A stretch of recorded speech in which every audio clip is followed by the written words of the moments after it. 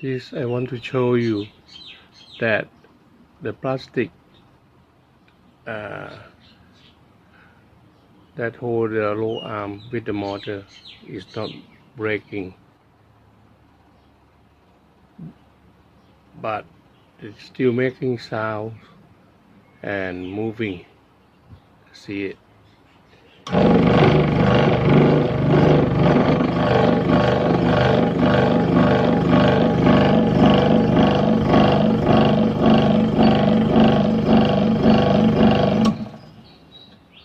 I tried to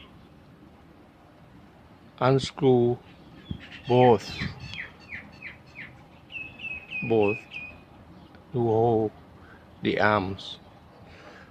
I lose it a little, some couple loud, but it's still shaking. Or because this is the problem for this model. I don't know. Let's see what you can do. Thank you.